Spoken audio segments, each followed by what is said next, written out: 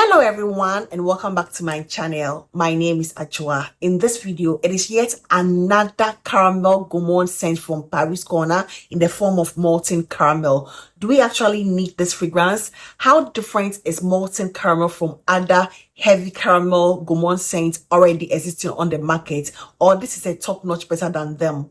These and other interesting questions I'm going to answer in my form of review for Molten Caramel from Paris Corner. To begin with, I would like to say this doesn't smell like Bianco latte. I think I've seen quite a few, information here and there. It's not been compared, but people are speculating if it is inspired by Bianco latte. It is not. It doesn't give me anything caramel cascade, Bianco latte, eclair from Latafa, or any of the several other dupes of Bianco latte. It doesn't come across as that to me at all. I would say it is in a very similar family, but this one takes a different direction altogether. The only thing they have in common is the note of vanilla, caramel, and then milk. Aside that, they are different. They don't smell alike in any way. Even this Molten Caramel, when you look at the nose structure, which includes the flowing white chocolate at the top and then milk and then caramel in the middle with vanilla, brown sugar, and praline, I personally do not really get a photorealistic interpretation of the note structure. What I'm smelling and what the notes are giving are totally different to me. I'm not getting anything white chocolate. There's nothing chocolatey about this fragrance at all. At least to my nose, I'm not getting anything chocolatey or cocoa powder or a decadent, thick. Nothing chocolate to me, not the unsweetened one or dark chocolate or milky chocolate or white chocolate. Nothing chocolatey at all or cocoa powder in this fragrance to me. I get the vanilla, but not like an intense vanilla. I get the milk. It is not as milky as Bianco Latte, for example. It is not. Get a milk, but it's not a heavy lactonic, milky fragrance as Eclair or Bianco Latte or the rest of the likes, But it gets a milky sort of thing.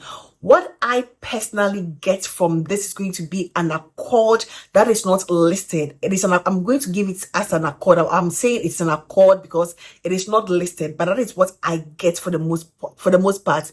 And that is going to be the accord of popcorn. It gives me a very buttery popcorn accord, I can swear there is popcorn listed as part of the nose structure, but it is not. But it's going to give you a very heavy popcorn accord, and actually it has a very heavy butter accord too. The note of butter is also non-existent in the nose structure, but I get a very heavy butter accord, not butterscotch, not the butterscotch toffee, but the normal butter. Just think about it like the butter you use for your bread and your pastries, that sort of creamy, lightweight, fluffy butter. I get it heavily in this with the heavy popcorn accord.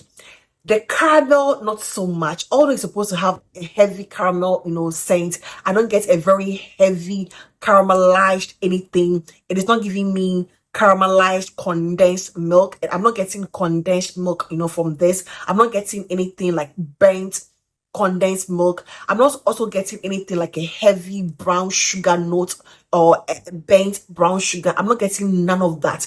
I'm getting the caramel, but it doesn't feel super caramelized, It doesn't give me that. It gives me like a normal syrupy caramel. But what I get for the most part is going to be that butter and then popcorn accord. It's a very beautiful scent. It reminds me of other fragrances that I'm going to share, along this. I'm going to share in the process of reviewing this. But this is going to give you something that exists on the market.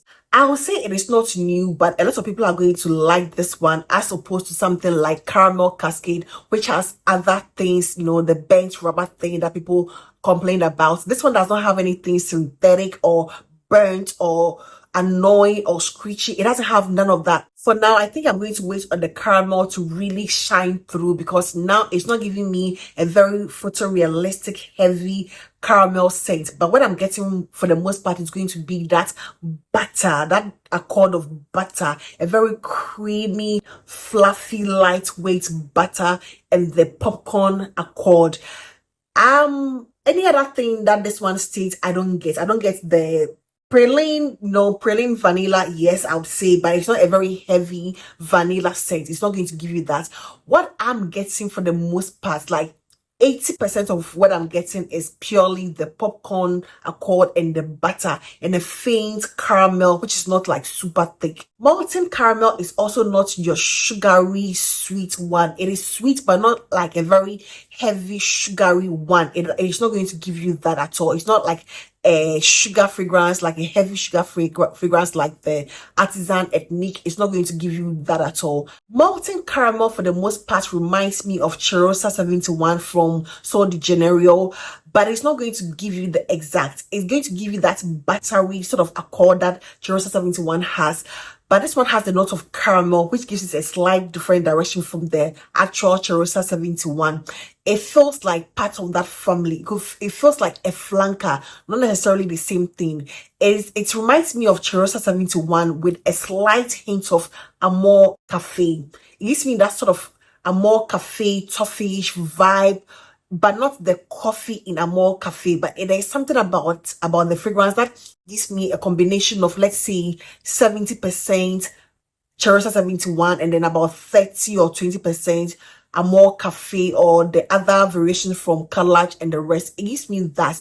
But if you love Chirosa 71, this is going to be in that same family. That is what I smell or that I get. I get that Chirosa 71 vibe, that butterscotch, but I get more of a popcorn and butter, nothing too caramelized or too heavy. I foresee this one getting a lot more thicker and resonant over time, but for now, it is quite fluffy and airy. It is not as decadent and resonant and intense and rich. It's going to give you around 3 to 4 hours on skin and a full day's wear, on clothes. It is a very beautiful scent. It is gourmand, but it's not annoying. It is not annoying, it is realistic foodie popcorn butter caramel fragrance, but it is not your super annoying one. I don't know how to put it. It is edible, it is foodie, it is gourmand, but it's not annoying.